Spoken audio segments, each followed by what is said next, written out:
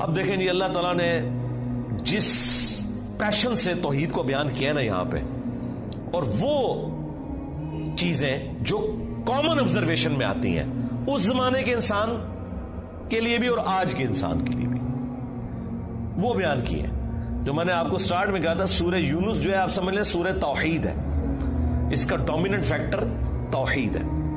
قل من یرزقکم من السماء والارض، اے نبی ان سے پوچھئے بھلا بتاؤ تو کون ہے جو رزق دیتا ہے تمہیں آسمان سے اور زمین سے، آسمان سے پانی برسا کر اور اس کے ذریعے زمین سے کھیتی اگا کر. یہ اس زمانے میں بھی لوگوں کو پتا تھا کہ یہ کوئی بزرگ بابا نہیں بارش برسا سکتا، آج بھی لوگوں کو پتا ہے کوئی نہیں برسا. دیکھیں جب بارش نہیں ہوتی سارے بابے فیل ہو جاتے ہیں، ہاں ڈیم خالی ہو جاتے ہیں، بابے فیل ہو جاتے ہیں. وہ اللہ کی مرضی بارش دے نہ دے. امن یملک السمع والابصار، بھلا بتاؤ کہ کون ہے مالک ہے جو کان اور آنکھوں کا. اللہ نے کان بھی بنائے آنکھیں بھی بنائی، کوئی اور مالک ہو ہی نہیں سکتا. اچھا مجھے بتائیں یہ بزرگ جب ڈھورے ہوتے ہیں وہ بھی ڈیوائسز لگواتے ہیں، ہاں ان کی آنکھیں جب کمزور ہوتی ہیں کیا انہوں نے اینکیں نہیں لگائی ہوئی؟ جتنے یہ غوث وقت ہے نا اس وقت سب کی اینکیں لگی ہوئی ہیں. ہاں الیاس قادری صاحب بھی جب انہوں نے کچھ پڑھنا ہوتا ہے نا وہ کہتے ہیں مجدد بھی ہیں اور غوث وقت بھی ہیں اس وقت بریلویوں کے، اینک لگاتے ہیں. کیوں لگاتے ہو اینک؟ تم تو دلوں کے بھی چھپے ہوئے راز جانتے ہو، سامنے چیز آئی ہوئی نہیں پڑھ سکتے. ابھی تو انجینئر صاحب نے اپنا فارمولہ نہیں رکھا میکینیکل انجینئرنگ کا، مشین ڈیزائن کا. تم جو اردو میں لکھی ہوئی باتیں ہیں وہ بھی انگریز کی بنائی ہوئی اینک کے بغیر نہیں پڑھ سکتے. ہمیں تو کل تک کہتے تھے جی اگر انگریز ہوا میں اڑ سکتا ہے تو بابا کو نہیں اڑ سکتا. انگریز تو اڑ کے دستا ہے جہاز بہ کے، بابا بھی اڑ کے دسے مان لو گے. تو انگریزوں کی بنائی ہوئی اینکیں لگا کے تم لوگ وہ چیزیں پڑھتے ہو تو ظاہر تم تو مالک نہیں ہو ان آنکھوں کے. آج تک کسی بزرگ نے اپنی آنکھیں کمزور ہونے سے روکی ہیں؟ کوئی شخص اپنے بڑھاپے کو ٹال سکتا ہے؟ کوئی پیغمبر بھی نہیں ٹال سکتا اپنے بڑھاپے کو. بال سفید ہوئے تو ہو گئے، نظر کمزور ہوئی ہے تو ہو گئی ہے. تو یہ چیز ہے. اللہ تعالیٰ فرماتا ہے کہ پوچھ ان سے اے نبی صلی اللہ علیہ وآلہ وسلم کون مالک ہے کان کا اور آنکھوں کا. وَمَن يُخْرِجُ الْحَيَّ مِنَ الْمَيِّتِ، اور کون ہے جو مردے میں سے زندہ کو نکالتا ہے. بظاہر زمین مردہ ہوتی ہے اس میں سے زندہ کھیتی نکلتی ہے. بظاہر انڈا ہماری کامن آبزرویشن کے اعتبار سے مردہ ہوتا ہے، اس میں سے چوزا نکلتا ہے. ویسے تو وہ مردہ نہیں ہے لیکن قرآن چونکہ لٹریچر کی زبان میں کامن آبزرویشن پہ بات کر رہا ہے اس اعتبار سے تو وہ بظاہر ہل جل نہیں رہا. ایک بیج اس کے اندر زندگی ہے لیکن بظاہر مردہ ہے، اس میں سے 6 ارب گنا بڑا درخت نکلتا ہے. وَيُخْرِجُ الْمَيِّتَ مِنَ الْحَيِّ،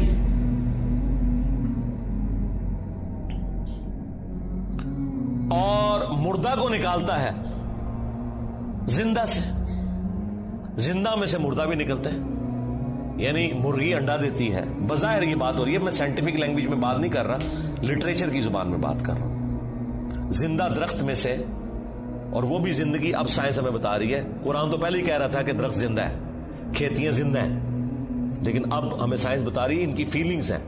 باقاعدہ یہ خوش بھی ہوتی ہیں ناراض بھی ہوتی ہیں. پھول مرجھا بھی جاتے ہیں، ان کے اوپر بھی کیفیات طاری ہوتی ہیں.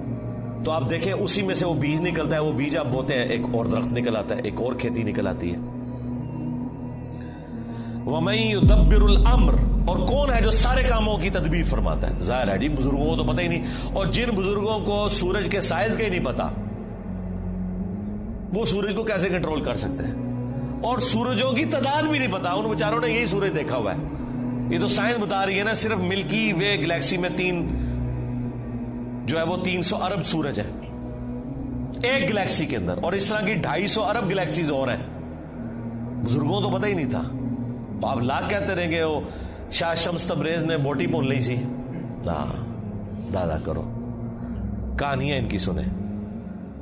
فَسَيَقُولُونَ اللَّهُ، تو یہ انقریب کہیں گے اللہ ہی کرتا ہے. یہ دیکھو مشرکین عرب بھی بتوں کو ساتھ شریک ٹھہراتے ہوئے بھی کہتے تھے نہیں اے کام نہیں بت کر سکتے، اے وڈا ہی اللہ کرتا ہے. اور یہاں کہہ رہے ہیں بزرگوں کی ڈیوٹیاں لگی ہوئی ہیں. اندازہ کریں. فَقُلْ أَفَلَا تَتَّقُونَ، تو اے نبی سے فرماؤ کہ کیا تم ڈرتے نہیں ہو اس شرک کے کام سے؟ اندازہ کریں مشرکین عرب اللہ کو مانتے تھے لیکن اس کے ساتھ شریک ٹھہراتے تھے. ہمیں بتایا گیا ہے کہ جی یہ قرآن کافروں کے بارے میں نازل ہوا ہے جو اللہ کو نہیں مانتے تھے، تاکہ آپ کا خیال ہی اس طرف نہ جائے کہ آپ کے بابوں کے بارے میں بھی ان کے ماننے والوں نے وہ عقیدے رکھے ہوئے ہیں جو مشرکین عرب نے اپنے ان بتوں کے ساتھ رکھے تھے، سوائے ایک فرق ہے کہ وہ انہیں چھوٹا آلیہ کہتے تھے. یہ آلیہ نہیں کہتے، اللہ کے بندے کہتے ہیں. ادروائز باقی ساری چیزیں وہی ہیں. اللہ کے نیک بندوں کے نام کے اوپر، فرشتوں کے ناموں کے اوپر انہوں نے بت کھڑے کیے ہوئے تھے. کام آگے یہ وہی کر رہے ہیں، لیکن وہ ایک فرق جو ہے نا وہ اس کو اتنا اجاگر کرتے ہیں کہ نہیں جی وہ تو ان کو چھوٹا معبود مانتے تھے، ہم اپنے ان بزرگوں کو معبود نہیں مانتے. تو اس کا جواب پھر میں نے دیا تھا سورۃ المائدہ کی آیت نمبر 75 میں. اللہ تعالیٰ نے جیزس کرائسٹ عیسیٰ ابن مریم ان کی ماں کی مثال دے کے کہا ہے کہ ایسی ہستیوں کو پوجتے ہو جو نہ تمہارے نقصان کے مالک ہیں نہ نفع کے. اگر عیسیٰ اور ان کی ماں کسی کے نفع نقصان کے مالک نہیں ہیں، اب تو بات پیچھے رہ گئی کہ کرسچن جو ہے وہ معبود سمجھ کے کرتے ہیں اور ہم بزرگوں کو معبود نہیں مانتے. یہ تو بات پیچھے رہ گئی. اللہ نے کہا عیسیٰ ان کی ماں تمہارے نفع نقصان کے مالک ہی نہیں ہے. اگلی گل مک گئی، وہ تو پیچھے رہ گئی، وہ پرانی گلاں ہو گیا، پرانے بابے پرانے بہانے تواڈے نسنے دے. اگلی گل پڑھو، عیسیٰ اور ان کی ماں تمہارے نفع نقصان کے مالک نہیں ہے. اس پہ میں نے کہا تھا کہ اگر عیسیٰ ابن مریم تمہارے نفع نقصان کے مالک نہیں تو تواڈے بابے تے شاہی کوئی نہیں، عیسیٰ کے جیسا ہے ہی کوئی نہیں، عبد القادر جیلانی تے شاہی کوئی نہیں، ہاں مریم کے جیسا ہے ہی کوئی نہیں، رابعہ بصریہ تے شاہی کوئی نہیں. تو وہ آگے نہیں پڑھتے، کہتے پیچھے پڑھو. وہ عبادت کرتے سن، سرکار مان لیا. اگے پڑھو کہ عبادت کرتے تھے یا نہیں کرتے تھے. اللہ نے کہا نفع نقصان کے مالک نہیں ہے، وہ اللہ ہی ہے. اس کا مطلب یہ ہے کہ جس کو تم نفع نقصان کا مالک سمجھتے ہو گویا تم اسے خدا مانے ہوئے ہو، بھلے تم کہتے رہو کہ ہم اللہ کا بندہ مان رہے ہیں. اللہ نہیں مانتا اس بات کو. اس کے ثبوت میں سورۃ النمل کی آیت نمبر 62 ہے.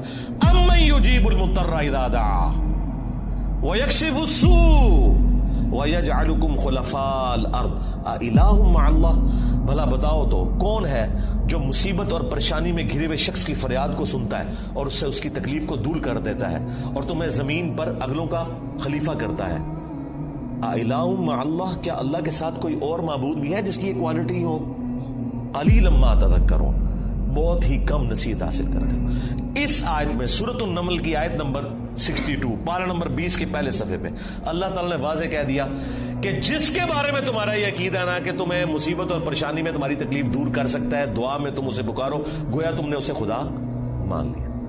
وہ اگلے دن وہ پاپا جانی کہہ رہے تھے کہ ڈسپرین کی گولی اگر مشکل کشا ہے تو شیخ عبد القادر جیلانی نہیں. سرکار ڈسپرین کی گولی جب ہم کھاتے ہیں تو سر درد دور ہوتا ہے.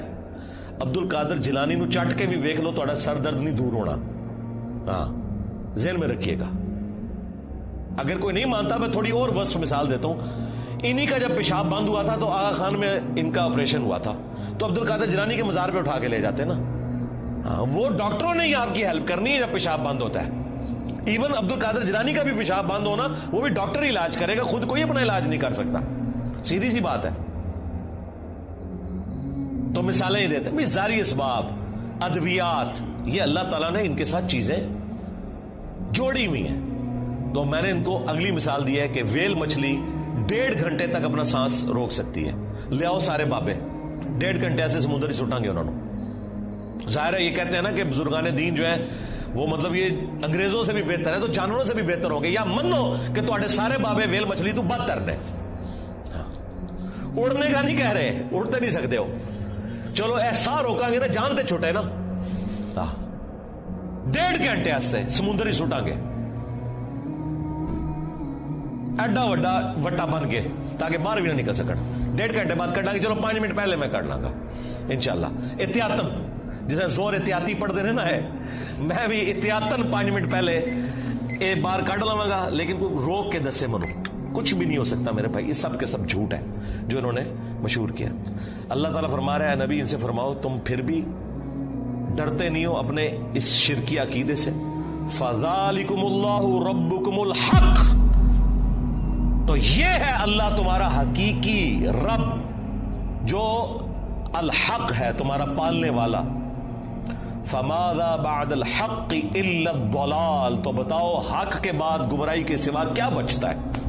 یعنی یہ دو ہی آپشن ہو سکتے ہیں، اگر اللہ حق ہے باقی سب باطل ہے، پھر اللہ کے مقابلے پر اگر آ جائے اس میں ان ہستیوں کا قصور نہیں ہے، ذہن میں رکھیے گا۔ لیکن مثال کے لیے پھر اللہ نے کہا ہے اگر اللہ ارادہ کرے کہ عیسیٰ اس کی ماں اور سب لوگوں کو ہلاک کر دے، اللہ کو کوئی پوچھ نہیں سکتا۔ سورۃ المائدہ آیت نمبر 17۔ اب کوئی اللہ کو یہ سمجھائے گا کہ یا اللہ عیسیٰ کا رگڑا کیوں نکالا نعوذ باللہ ان کی نظر میں؟